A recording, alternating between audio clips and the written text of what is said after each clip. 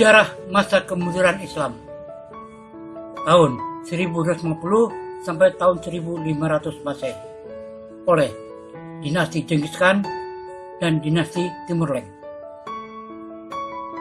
Sejarah perkembangan peradaban Islam di dunia dibagi menjadi 3 bagian, yaitu 1. Periode klasik tahun 650 sampai 1250 Masehi. 2. Periode pertengahan tahun 1250 sampai tahun 1800 Masehi. Masa pertengahan dibagi 2, yaitu masa kemunduran tahun 1250 sampai tahun 1500 Masehi. Dan masa 3 kerajaan besar, yaitu tahun 1500 sampai 1800 Masehi. Nah, 3 kerajaan besar ini adalah A. Kerajaan Utsmani, Kerajaan Safawi di Persia, C. Kerajaan Mughal di India. 3. Periode modern tahun 1800 Masehi sampai sekarang. Yang dimaksud abad pertengahan ialah tahapan sejarah umat Islam yang diawali sejak tahun-tahun terakhir keruntuhan Daulah Abbasiyah tahun 1050 Masehi sampai timbulnya benih-benih kebangkitan atau pemberontakan Islam yang diperkirakan terjadi pada sekitar tahun 1800 Masehi. Masa kemunduran pertama tahun 1050 sampai tahun 1500 Masehi. Dinasti Genghis Khan disebut masa kemunduran karena masa-masa ini dunia Islam dalam proses penghancuran oleh bangsa Mongol di bawah pimpinan Genghis Khan dan keturunannya serta Timur Leng yang juga masih keturunan bangsa Mongol. Bangsa Mongol ini berasal dari daerah pegunungan Mongolia yang membentang dari Asia Timur Tengah sampai ke Siberia Utara, Tibet Selatan dan Manchuria Barat serta Turkistan Timur.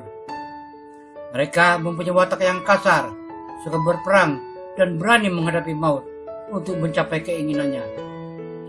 Genghis Khan menganut agama Samania, menyembah bintang-bintang dan sujud kepada matahari yang sedang terbit.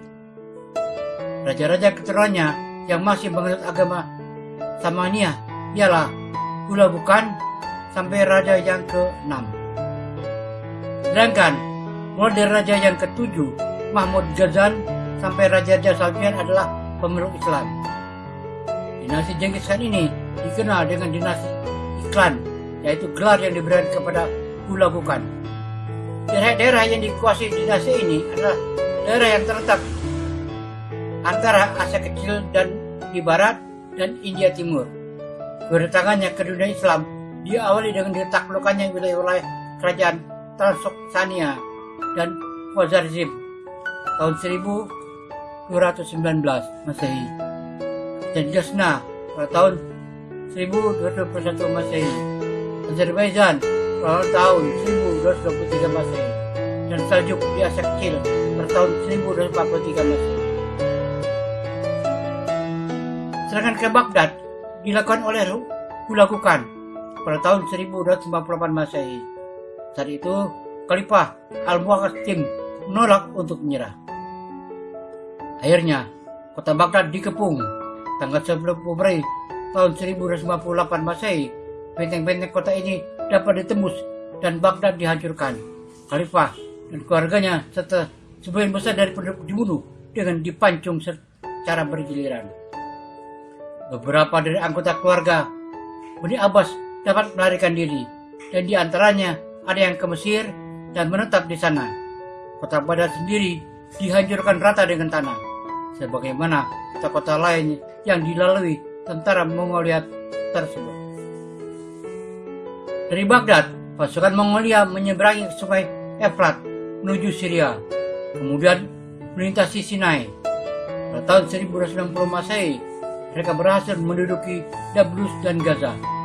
Itu pula daerah-daerah lain yang dilaluinya dapat ditaklukkan kecuali Mesir. Karena kerajaan Mamluk yang saat itu sedang berkuasa di Mesir dapat memukul mundur pasukan Mongolia dalam sebuah pertempuran di Ain Jalut tanggal 13 September tahun 1260 Masehi.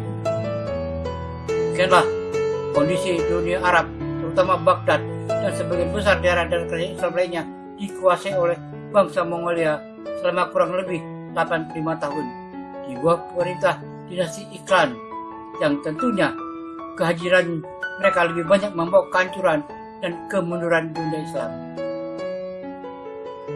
Dari sekian banyak penguasa dinasti Islam, ada yang peduli terhadap pembangunan kembali peradaban yang telah dihancurkannya itu.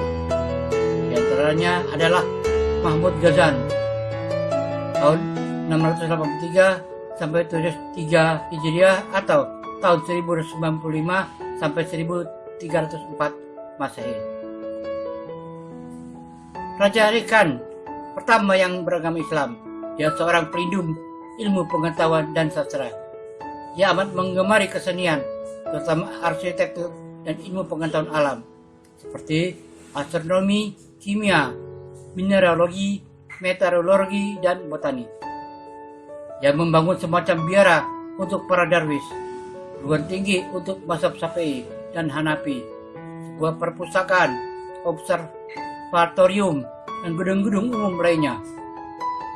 Mahmud Ghazan diganti oleh Muhammad Hudabanda Kuljaitu tahun 1034 sampai 1317 Masehi, seorang penganut Syiah yang ekstrim yang mendirikan kota Raja Sultania dekat Zanjan. Pada masa pemerintahan Abu Sa'id 1317 sampai 1330 Masehi, pengganti Muhammad Hudabanda, terjadi bencana kelaparan yang sangat menyedihkan dan angin topan dengan hujan es yang mendatangkan malapetaka.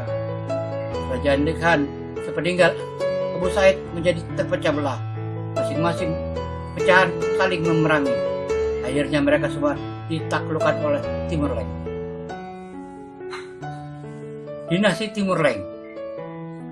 Kedatangan Timur Leng ke dunia Islam tidak kurang membawa kehancuran. Bahkan ia lebih kejam daripada Genghis Khan atau Hulagu Khan. Berbeda dengan Genghis Khan atau Hulagu Khan yang masih menganut kepercayaan Samania, Timur Leng ini sudah menganut agama Islam.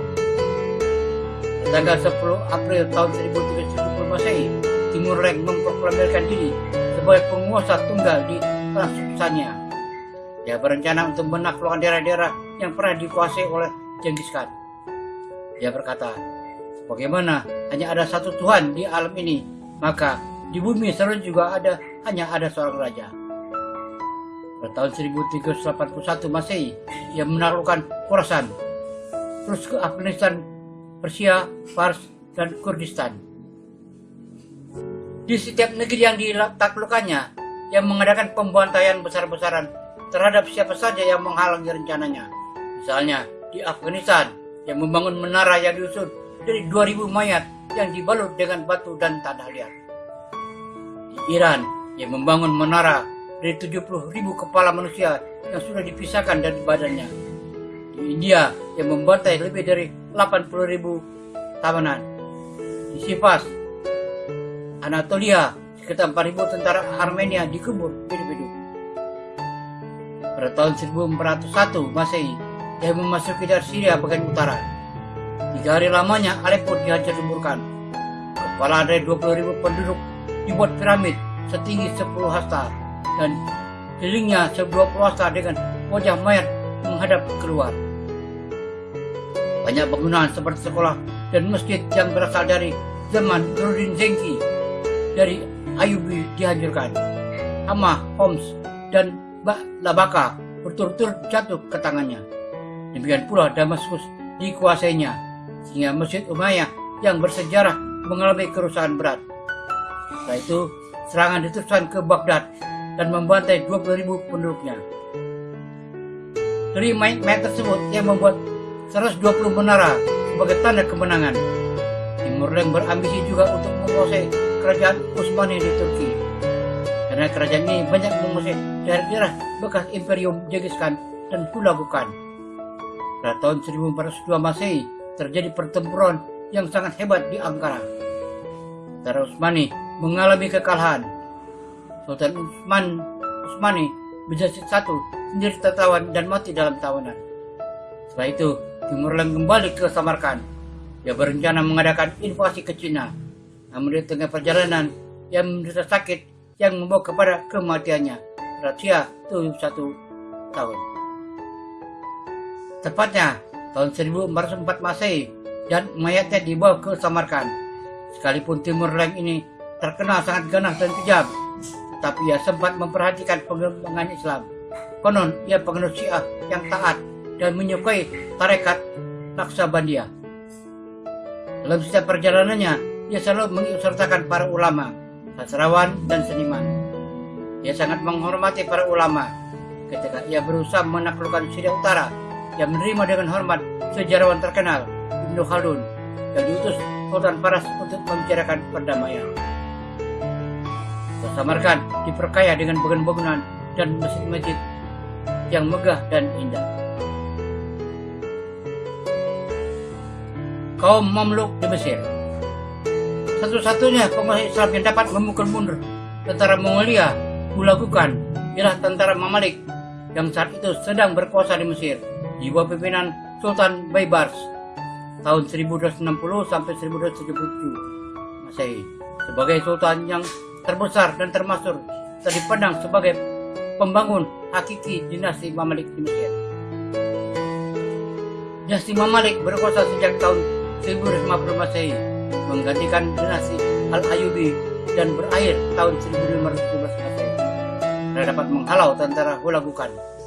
Mesir terhindar dari penghancuran, sebagaimana dialami di dunia Islam lain yang ditaklukkan oleh Hulagu. Dinasti Mamalik ini mengalami kemajuan di berbagai bidang. Kemenangannya terhadap tentara Mongolia menjadi bola dasar untuk menguasai daerah-daerah sekitarnya. Banyak penguasa-penguasa kecil menyatakan setia kepada dinasti ini. Dinasti ini juga dapat melumpuhkan tentara salib di sepanjang Laut Tengah. Dalam bidang ekonomi, ia membuka hubungan dagang dengan Prancis dan Italia, terutama setelah kejatuhan Baghdad dan tentara Timur Leng, membuat Kairo menjadi kota yang sangat penting yang menghubungkan jalur perdagangan antara Laut Merah dan Laut Tengah dengan Eropa. Hasil pertanian juga meningkat. Di bidang ilmu pengetahuan, Mesir menjadi tempat pelarian ilmuwan-ilmuwan asal Baghdad dari serangan tentara Mongolia. Karena itu, ilmu-ilmu banyak berkembang di Mesir, seperti sejarah kedokteran, astronomi, matematika, dan ilmu agama. Dalam ilmu sejarah tercatat nama-nama besar seperti Ibnu Khalikan, Ibnu Takhribandi, dan Ibnu Khaldun. Di bidang astronomi terkenal nama Nasir al-Din al-Tusi. Di bidang matematika Abu al-Faras al-Ibri. Dalam bidang kedokteran Abu Hasan Ali al-Nafis, penemu susunan dan peredaran darah dalam paru-paru manusia. Abdul Mu'in al-Dimyati, seorang dokter hewan, dan Al-Razi perintis psikoterapi. Dalam bidang ophthalmologi dikenal nama Salah al-Din Ibnu Yusuf. Sedangkan dalam bidang ilmu keagamaan tersohor nama Ibnu Taimiyah, seorang pemikir reformis dalam Islam. Al-Suyuti yang menguasai banyak ilmu keagamaan. Ibn Hajar al-Asqalani dalam ilmu hadis, dan lain-lain. Demikian pula dalam bidang arsitektur, mereka membangun bangunan-bangunan yang megah seperti sekolah-sekolah, masjid-masjid, rumah sakit, museum, perpustakaan, villa-villa, kubah, dan menara masjid. Kerajaan Mamalik ini berakhir tahun 1517 disebabkan banyaknya penguasa yang bermula rendah, suka berfoya-foya, dan ditambah dengan datangnya musim kemarau yang panjang, menjangkitnya wabah penyakit. Di lain pihak, muncul kekuatan yaitu kerajaan Turki Utsmani yang dapat memenangkan perang melawan tentara Mamalik. Kemudian, Mesir dijadikan salah satu provinsi kerajaan Utsmani di Turki. Spanyol. Pada abad pertengahan ini, Islam hanya berkuasa di daerah Granada di bawah dinasti Bani Akhmar tahun 1232 sampai 1492 Masehi, yang merupakan kekuatan Islam terakhir di Spanyol setelah kurang lebih 7 abad tengah lamanya menguasai wilayah ini. Kota lain seperti Cordoba telah jatuh ke tangan Kristen pada tahun 1238 Masehi. Sevilla lepas pada tahun 1248, dan akhirnya Granada juga jatuh ke tangan Kristen pada tahun 1452 Masehi. Hal ini disebabkan karena terjadi perpecahan di antara umat Islam, terutama orang-orang istana dalam memperebutkan kekuasaan. Di lain pihak, umat Kristen berhasil mempersatukan diri. Abu Abdullah sebagai khalifah terakhir tidak mampu lagi membendung serangan-serangan Kristen yang dipimpin oleh Ferdinand dan Isabella. Dan akhirnya dia menyerahkan diri dan dia sendiri hijrah ke Afrika Utara. Dan demikian berakhirlah kekuasaan Islam di Spanyol. Umat Islam saat itu dihadapkan kepada dua pilihan, masuk Kristen atau pergi meninggalkan Spanyol. Pada tahun 1609 Masehi, boleh dikatakan tidak ada lagi umat Islam di daerah ini. Dunia Islam mengalami kehancuran setelah Khalifah Abbasiyah di Baghdad runtuh, dan baru mengalami kemajuan kembali setelah muncul dan berkembangnya tiga kerajaan besar, yaitu Utsmani di Turki, Mughal di India, dan Safawi di Persia. Demikian, semoga bermanfaat. Wallahu a'lam bishawab. Assalamualaikum warahmatullahi wabarakatuh.